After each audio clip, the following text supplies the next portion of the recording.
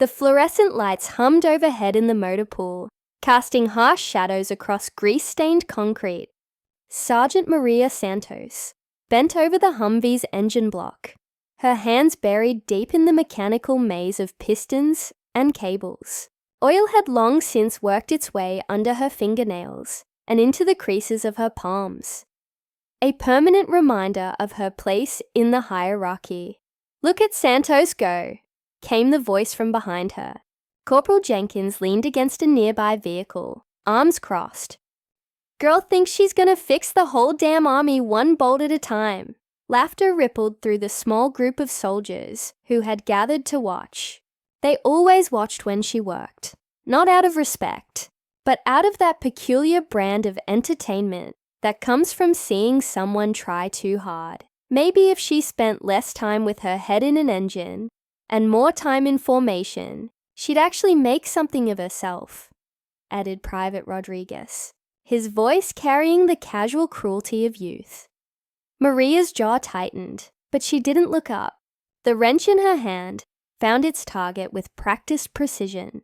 She'd learned long ago that responding only fed their hunger for reaction. Better to let her work speak for itself. Even if no one was listening, the toolbox beside her groaned under the weight of scattered equipment. She reached for a socket wrench without looking, her movements automatic after years of muscle memory. But as her elbow caught the edge of the metal case, physics took over. Time seemed to slow as the toolbox tipped. Wrenches and screwdrivers scattered across the concrete floor in a cascade of metallic chaos. But it wasn't the tools that made the room fall silent. A small velvet case had tumbled from a hidden compartment, its contents spilling into the harsh light. The metal inside caught the fluorescent glare and threw it back in sharp, unmistakable flashes. Bronze and silver, suspended from a ribbon that had faded with time but retained its dignity. The laughter died instantly. Maria stared at the metal as if seeing a ghost. Her hands, still black with grease, trembled as she knelt to retrieve it. The room had become a vacuum of sound, broken only by the distant hum of machinery from other bays. But this moment was merely the surface of something much deeper. To understand how that metal came to rest in a mechanic's toolbox, one must first understand the woman who had buried it there. 3 years earlier, Maria Santos had been nothing more than a name on a roster.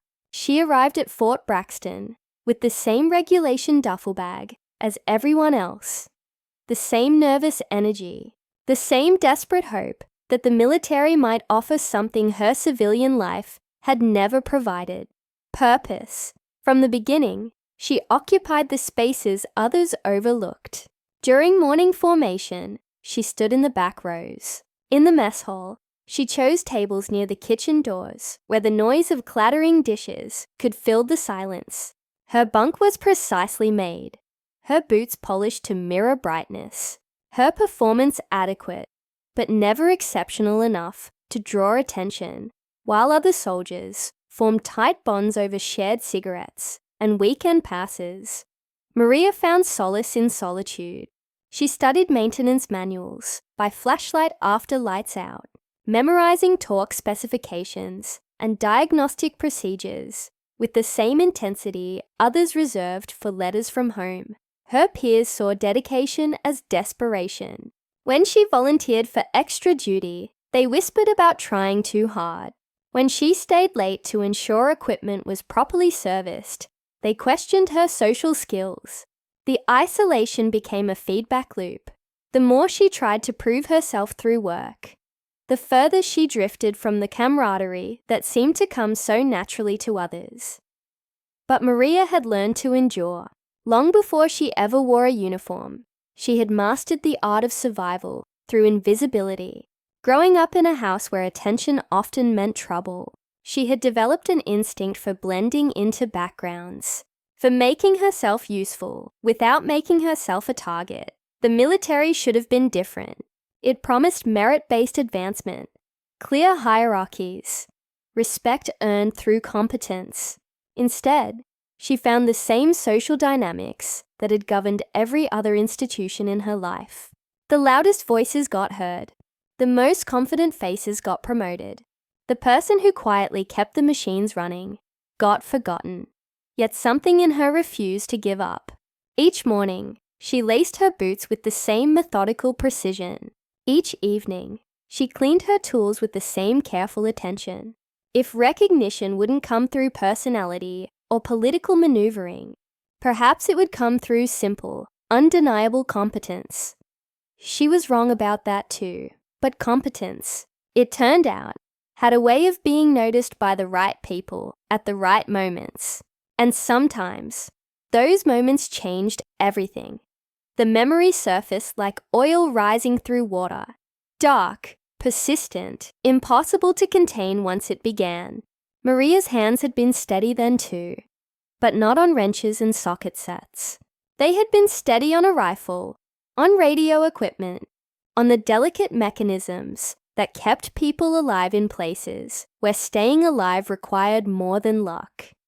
It was 300 hours in a valley that didn't exist on any official map. The operation had a code name she wasn't supposed to remember. Conducted by people whose names had been scrubbed from every database that mattered. Maria hadn't been there as muscle or firepower. She'd been there because when sophisticated equipment failed in hostile territory, someone needed to make it work again. The helicopter had taken fire 12 minutes into what should have been a routine extraction. The radio went dark first, then the navigation systems, then the emergency beacon that would have told their handlers where to find the bodies.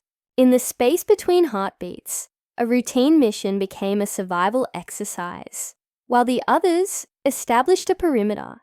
Maria worked by the light of a failing flashlight, her hands moving through circuits and connections with surgical precision. The enemy was closing. Every second of delay increased the probability that none of them would see another sunrise. She found the problem, buried in a tangle of severed wires. Shrapnel from the initial hit had turned the communications array into expensive scrap metal. But Maria saw something others had missed. 3 intact circuits, salvageable components, a way to jury-rig a signal, strong enough to reach friendly forces. Her fingers worked in the darkness, while gunfire crackled in the distance. No time for proper tools. No light except what the muzzle flashes provided. She stripped wires with her teeth, made connections that would have horrified any electronics manual, created something that existed somewhere between engineering and magic. The signal went out at 0347 hours. Extraction arrived 8 minutes later. By 0400, they were airborne, the valley shrinking beneath them into just another patch of hostile terrain that had failed to claim American lives.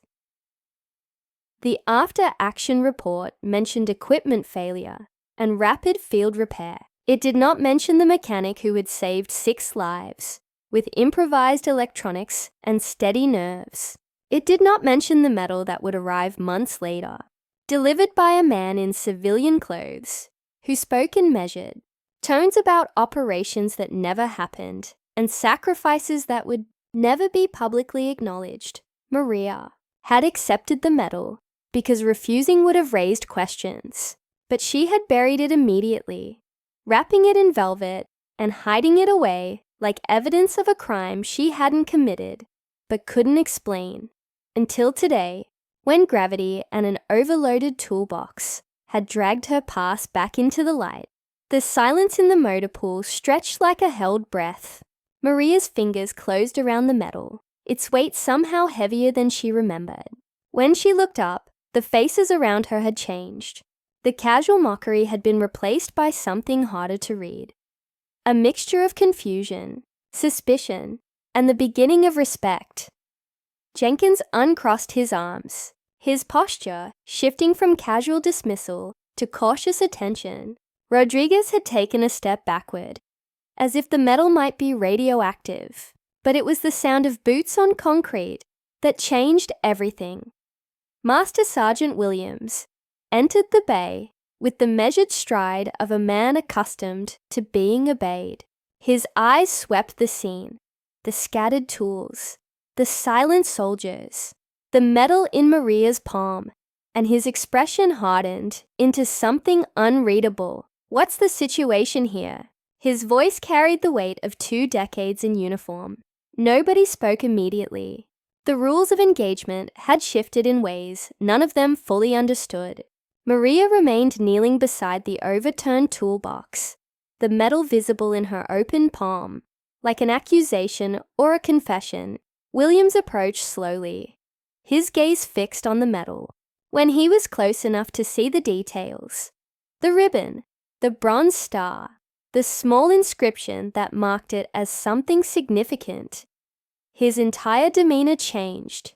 "Where did you get that, Santos?" The question hung in the air like smoke. Maria met his eyes, seeing recognition there, and perhaps something that might have been respect. "It was awarded to me, Master Sergeant." Her voice was steady, matter of fact. 3 years ago. Williams nodded slowly, as if pieces of a puzzle were falling into place. "I see." He turned to the other soldiers, his gaze sweeping across their faces with new authority. "This bay is now off limits. Clear out, all of you." The dismissal was absolute. Jenkins, Rodriguez, and the others filed out without protest, but their whispers began before they reached the door. By evening, every soldier on base would know that the quiet mechanic had secrets. By morning, those secrets would have grown into legends, conspiracy theories, and accusations.